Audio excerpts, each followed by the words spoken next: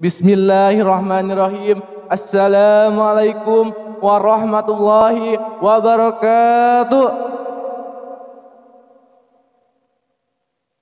Alhamdulillahirabbil alamin, wassalatu wassalamu ala israfil anbiya'i wal mursalin wa ala alihi wa sahbihi ajmain. Amma ba'du.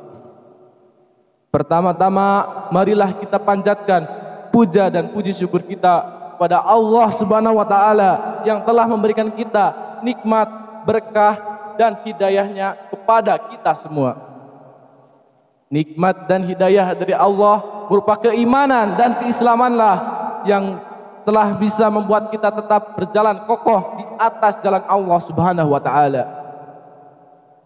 Salawat serta salam semoga tetap tercurahkan kepada junjungan besar kita, Habibana wa Nabiyana, Kanjeng Nabi Muhammad sallallahu alaihi wasallam, yang diturunkan Allah Subhanahu wa taala ke muka bumi ini sebagai rahmatan lil alamin, yang telah mengibarkan panji-panji kebenaran dan telah memperjuangkan Islam hingga sampai kepada kita sebagai rahmat tak terperi dari Allah Subhanahu wa taala. Dewan juri yang saya hormati dan semoga Allah muliakan. Berdirinya saya di sini ingin menyampaikan sebuah dakwah yang bertema belajar di tengah pandemi, dan betapa pentingnya belajar agar kita semua dapat mendapatkan masa depan yang cerah. Pandemi COVID-19 mengharuskan semua orang untuk tetap berada di rumah karena khawatir akan terpapar oleh virus. Begitu juga dengan dunia pendidikan yang mengharuskan semua siswa untuk belajar di rumah dan guru mengajar dari rumah. Belajar di rumah memanglah tidak menyenangkan. Tidak seperti saat kita belajar di sekolah, karena kita harus belajar di rumah dan tidak bisa bermain dengan teman-teman. Belajar di rumah memanglah tidak mudah, karena kita harus belajar online melalui handphone. Ada beberapa kesulitan yang harus kita lalui saat belajar di rumah.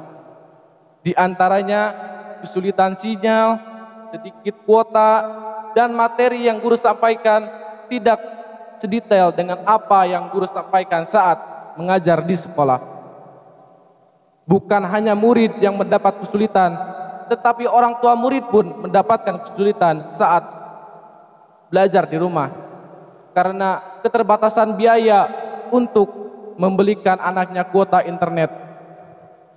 Tetapi walaupun ada banyak kesulitan saat kita belajar di rumah, itu semua tidak boleh mematahkan semangat kita dalam belajar. Karena sesungguhnya kita itu dilahirkan dalam keadaan tak berilmu. Maka Allah Subhanahu wa taala memerintahkan ke seluruh manusia, khususnya umat Islam, untuk belajar dan menuntut ilmu untuk bekal untuk kita dalam menjalani hidup. Hal ini sesuai dengan sabda Rasulullah sallallahu alaihi wasallam yang berbunyi, belajarlah karena seseorang tidak dilahirkan dalam keadaan pandai, dan pemilik ilmu tidaklah sama dengan orang yang bodoh.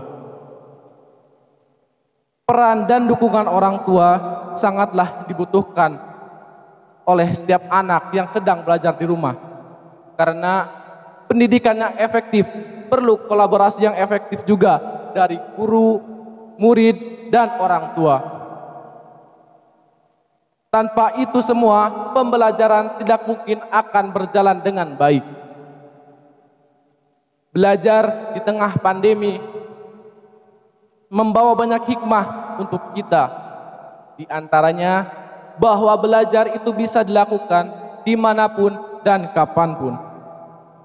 Hal ini sesuai dengan sabda Rasulullah SAW yang berbunyi, tuntutlah ilmu sampai ke negeri Cina, karena sesungguhnya wajib hukumnya untuk setiap muslim untuk menuntut ilmu. Dan sesungguhnya para malaikat meletakkan sayap-sayap mereka pada penuntut ilmu. karena ridho terhadap ilmu yang dituntutnya. Hadis riwayat Ibnu Abdi Albar. Dari hadis tersebut dapat disimpulkan bahwa pada dasarnya hukum menuntut ilmu itu wajib atau fardu. Maka dari itu tidak ada alasan untuk kita tidak belajar, baik itu di rumah maupun di sekolah.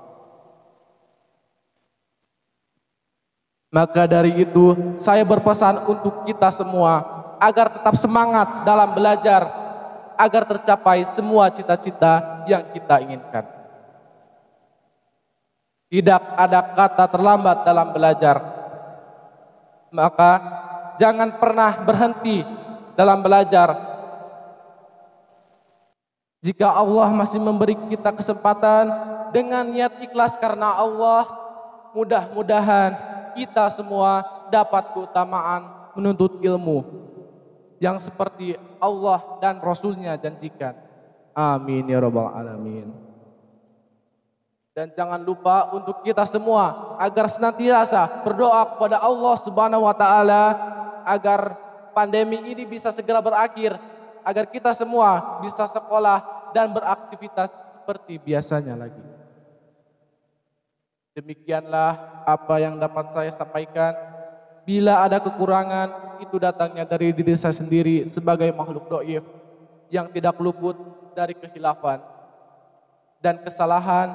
Mohon dimaafkan dan dimohonkan ampun kepada Allah Subhanahu wa taala sebagai Sang Khalik yang maha sempurna. Wassalamualaikum warahmatullahi wabarakatuh.